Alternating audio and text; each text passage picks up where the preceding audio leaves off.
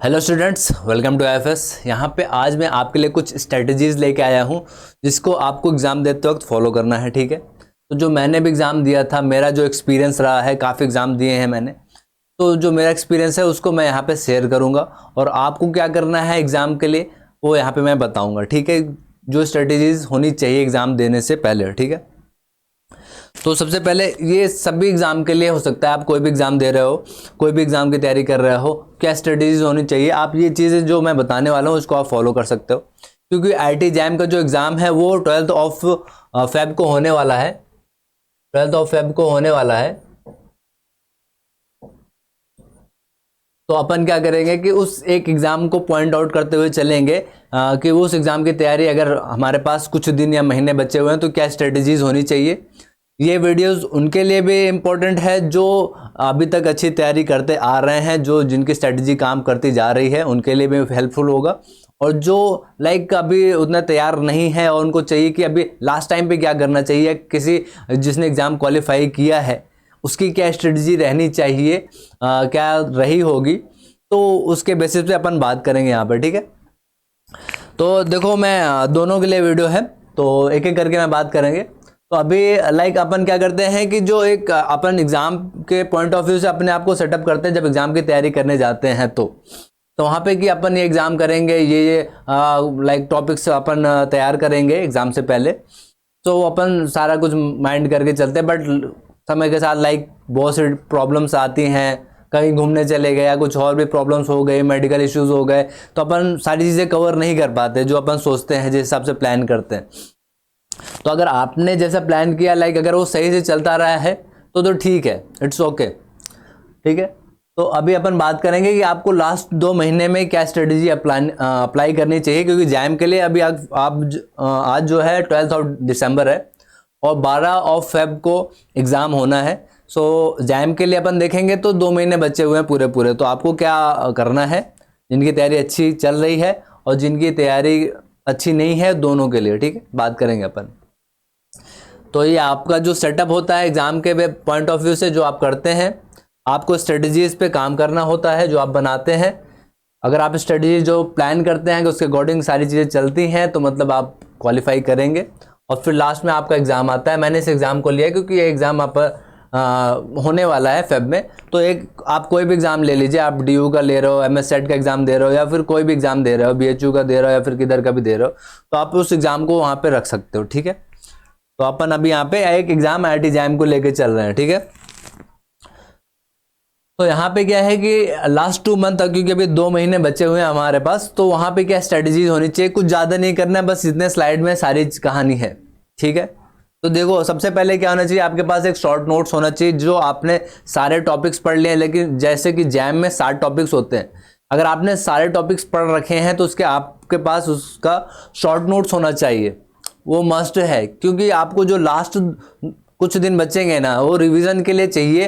Plus जब आप कोई टेस्ट सीरीज या एग्जाम दे रहे होते हैं तैयारी के लिए, तो आपको जैसे कि वो ऐसा नहीं कि पूरा मेरे को नोट्स ऐसा पलटनी है या फिर वहाँ पे क्या फॉर्मूला लिखा था, आपने कुछ शॉर्ट नोट्स बना रखे, उसमें फॉर्मूले लिख रखे हुए हैं, तो लास्ट में आप जाके उस फॉर्मूलेज को देख पा रहे हो। ठीक है, तो वो बेहतर होता है आपके लिए। तो अभी अपन क्या करेंगे, सबसे पहली बात है कि आपको शॉर्ट नोट्स होने चाहिए। ठीक है, आई थिंक दिख रहा है। ठीक है, तो आपके पास शॉर्ट नोट्स होने चाहिए, सबसे इंपॉर्टेंट चीज़ है। देन उसके बाद प्रीवियस ईयर क्वेश्चन पे आपको काम करना है। अगर आपके पास शॉर्ट नोट्स है तो प्रीवियस ईयर क्वेश्चन उसके बाद आपको लगाने हैं। दैट मीन्स कि आपका जो एग्जाम क्या जानना पूछना चाहता है आपसे, आपको वो जो माइंडसेट है ना आपका डेवलप होना चाहिए एग्जाम पॉइंट ऑफ व्यू से। क्योंकि हर एग्जाम का पूछने का पैटर्न अलग होता है, क्वेश्चन का तरीका अलग होता है, क्वेश्चन का डिफिकल्टी लेवल डिफरेंट होता है, तो और मार्क्स डिफरेंट होते हैं। तो उसके बेसिस पे आपका जो माइंडसेट है ना वो डेवलप होना चाहिए एग्जाम के पॉइंट ऑफ व्यू से। अगर आप मल्टीपल चीज़ों की तरफ जाएंगे, एग्जाम पॉइंट ऑफ व्यू से प्रिसाइजली नहीं पढ़ेंगे, तो शायद आपका एग्जाम की पॉसिबिलिटी नहीं है होने की। अगर एग्जाम पॉइंट ऑफ व्यू से तैयारी करनी है तो आपके प्रीवियस ईयर क्वेश्चंस करने हैं, जो आपका एक माइंड सेटअप बनाएगा वो एग्जाम देने से पहले। ठीक है, तो ये मस्ट चीज़ है। ठीक है, प्रीवियस ईयर क्वेश्चन। देन उसके बाद आते हैं टेस्ट सीरीज। अगर आपका प्रीवियस ईयर क्वेश्चन लग जा रहा है पिछले 8 से 10 साल का, तो आप अच्छी तैयारी पे चल रहे हैं। उसके बाद आपको क्या करना है कि आपको टेस्ट सीरीज देनी है। ठीक है। टेस्ट सीरीज में आप जो आपको सूटेबल जहां से भी आप कर रहे हो टेस्ट सीरीज आप लीजिए, और लाइक आप टेस्ट सीरीज दीजिए। अगर आईएफएस का ले रहे हैं तो आईएफएस का लीजिए, आप एक ही जगह स्टिक रहिए, ठीक है। टेस्ट सीरीज का लाइक क्वेश्चन का जो मेंटेलिटी होगी आपकी यहाँ से डेवलप होगी। ये क्या होगा, आपका जो टेस्ट सीरीज क्या होगा कि जो आपको प्रेशर हैंडल करने की क्वालिटी होगी, और जो कैलकुलेटर वर्चुअल कैलकुलेटर यूज करने की जो लाइक एग्जाम टाइम पे अपन क्या होता है कि कैलकुलेटर क्लिक करते हैं, वो क्लिक ही नहीं होता है। मेरा हमको पता ही नहीं होता कि वो वैल्यू कहाँ पे है, डिवाइड कहाँ से करना है, मल्टीप्लाई कैसे करना है।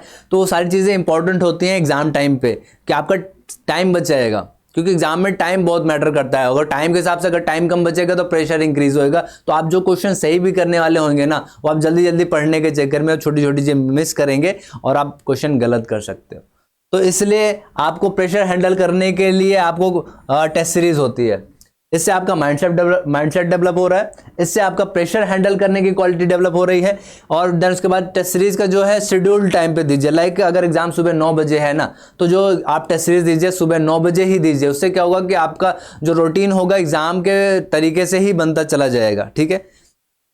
और उसके बाद क्या बोलते हैं, अगर आप टेस्ट सीरीज दे रहे हो उसी टाइम पे, तो आपका लाइक एग्जाम के दिन भी सेम लाइक ऐसा होगा कि जैसे आपका डेली रूटीन बन जाएगा उस एग्जाम में। तो आपको एक्स्ट्रा प्रेशर नहीं आएगा, या फिर आपको रात में नींद नहीं आएगी, नहीं आने की प्रॉब्लम नहीं होगी। तो आपको जैसे प्रॉपर नींद आएगी, आप कैजुअली लाइक जैसे टेस्ट सीरीज दे रहे हो वैसे जाके एग्जाम भी दे दोगे, तो आपका कॉन्फिडेंस लेवल हाई होगा, ठीक है। तो इसलिए टेस्ट सीरीज जरूरी है आपको प्रेशर और टाइमिंग के लिए, आपको टाइम पे देना है, ठीक है। और उसके बाद आते हैं test analysis and improve weak portion, ठीक है। आप जब भी टेस्ट देते हो तो आपको पता चलता है कि ये क्वेश्चन मैं बार बार गलत कर रहा हूं, ठीक है। जब आप टेस्ट दीजिए, अगर आपको लगता है कि आप थोड़े एवरेज हैं, थोड़ा टाइम लग रहा है, तो कोई नहीं, जो आप टेस्ट दीजिए उसको एनालाइज कीजिए। जो पोर्शन आपको सही नहीं लग रहा उस पोर्शन को, अगर आपके पास टाइम है, सफिशिएंट टाइम है, तो क्या बोलते हैं आप उस पोर्शन को अपने हिसाब से उसको दोबारा उस टॉपिक पे जाइए। उस पे जो क्वेश्चन आपके नोट में है, जो आपके लाइक असाइनमेंट में जो क्वेश्चंस हैं उसको दोबारा कीजिए, थोड़ा कॉन्सेप्ट क्लियर कीजिए, या फिर थोड़े उस पर प्रीवाइक्यूज लगाइए, जिससे उस पर आपकी पकड़ मजबूत होती जाए। तो यहाँ पे आपको वीकर पॉइंट को अपने वीकर पॉइंट को पॉइंट आउट करना है, जो बहुत इंपॉर्टेंट चीज़ है।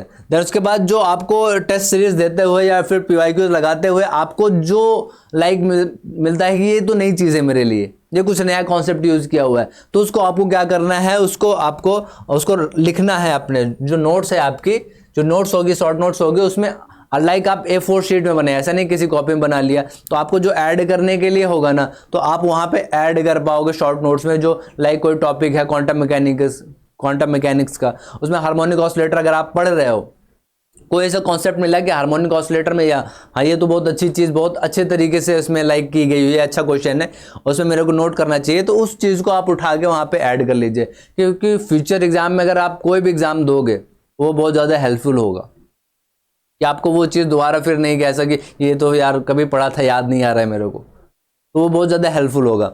देखो अभी ये तो हो गई कहानी कि हमें क्या क्या करना चाहिए।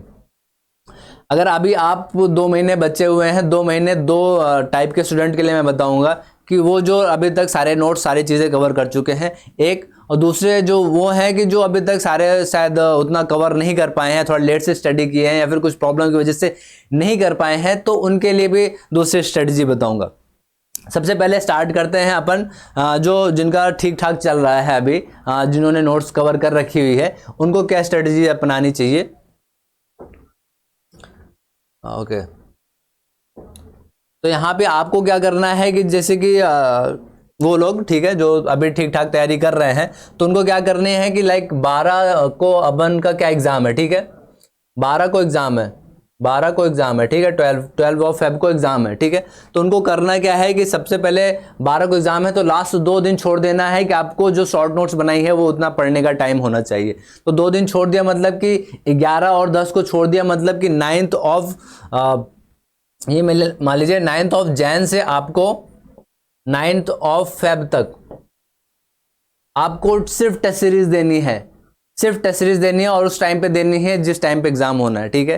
तो आपको इतने महीने लाइक, क्योंकि आप अगर कोई टेस्ट सीरीज लेते हो तो उसमें लगभग 30 क्वेश्चन, लाइक 30 तो पे टेस्ट होते ही होते हैं, सब्जेक्ट वाइज हैं, देन उसके बाद फुल लेंथ टेस्ट है। तो अपने आप को ऐसा प्लान कीजिए कि आप पूरे 1 महीने आप लाइक एक पेपर को फिर एनालाइज भी करेंगे, कभी कभी एक दिन में हो जाएगा, कभी कभी एक कोई कॉन्सेप्ट पे क्वेश्चन करने लगे तो 2 दिन लग जाएगा। तो एनालाइज करना है, भले 2 दिन लग जाए, भले आपको सारे टेस्ट कंप्लीट नहीं हो टेस्ट सीरीज के जहां से आपने लिए हैं पैसे लाइक यूज करने के चक्कर में, आपका कॉन्सेप्ट क्लियर होना चाहिए, इसलिए वो इंपॉर्टेंट है। 1 दिन लग जाए 2 दिन लग जाए मैटर नहीं करता है, आपको एनालाइज करना है, ठीक है। और 9 जनवरी से आपको इतना करना है। उसके पहले आपको क्या करना है कि आप PYQs एटलीस्ट पिछले 10 साल के आप PYQs लगा लीजिए। पिछले 10 साल के, मतलब कि अगर एक पेपर को आप 2 दिन भी देते हो तो मतलब 20 दिन, यहाँ से अगर आप 20 दिन अगर घटा लेते हो तो यहाँ से आपको मिल जाएगा 8 दिन इधर और उधर 11 दिन उधर, मतलब 9 दिन। मतलब आप 20 तारीख से अगर लगाना शुरू करते हो, 20 दिसंबर से अगर आप लगाना शुरू करते हो तो 8 जैन तक आपको PYQs लगाने हैं, ठीक है। आपकी ये स्ट्रेटजी होनी चाहिए। उसके पहले अगर आपको नोट्स का कुछ रिवीजन करना है या शॉर्ट नोट्स आपने नहीं बनाए हैं तो आप अभी से 12 तारीख आज है, अभी से आप शुरू कर दीजिए। 12 दिसंबर से आप 19 दिसंबर तक की क्या करेंगे,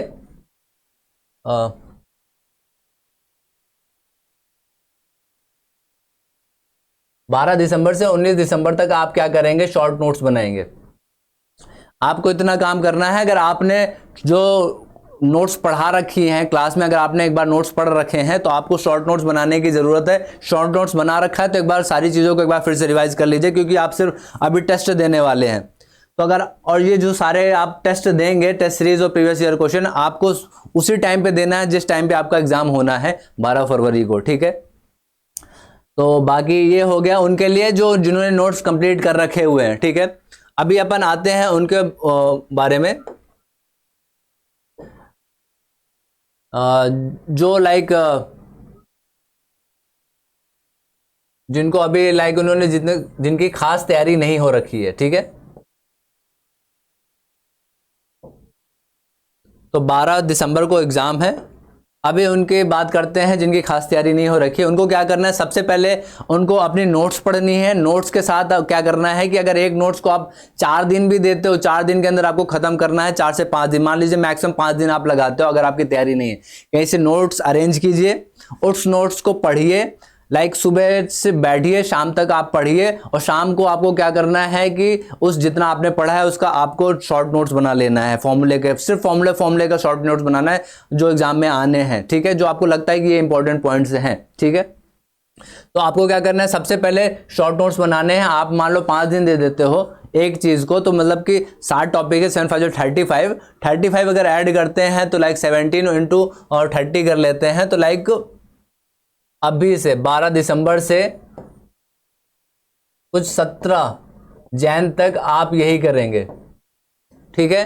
क्योंकि सबसे पहले तो आपका कॉन्सेप्ट क्लियर होना चाहिए, उसके बाद शॉर्ट नोट्स होना चाहिए, तो आपको 2 चीज मिल गई, ठीक है। अभी आपको क्या करना है कि PYQs बनाने हैं कि जिससे आपका ये जो टॉपिक है ना, एग्जाम पॉइंट ऑफ व्यू से क्लियर हो कि एग्जाम क्या पूछता है मेरे से, ठीक है। सबसे पहले आपको PYQs लगाने हैं, क्योंकि आपके पास टाइम कम है, तो कोशिश कीजिए कि 5 क्वेश्चन कीजिए और 5 टेस्ट दीजिए PYQs के, जितने मैक्सिमम आपसे हो सकते हैं। तो 5 को अगर 2 दिन देता हूं तो 10 दिन, मतलब कि आपको 27 नहीं, मान लीजिए आप 6 पेपर करते हो तो आप 30 तारीख मान लो, 18 से आप 30 जैन तक आप क्या कर रहे हो कि PYQs लगा रहे हो। आपको क्या मतलब इसमें लगभग 6 PYQs आपको लगा लेने हैं। देन उसके बाद आपको क्या करना है कि उसके बाद अभी सिर्फ फुल लेंथ और टेस्ट सीरीज के जो क्वेश्चन हैं वो आपको करने हैं, फुल लेंथ बैठने और उस टाइम पे करने हैं जिस टाइम पे आपका एग्जाम होना है, ठीक है।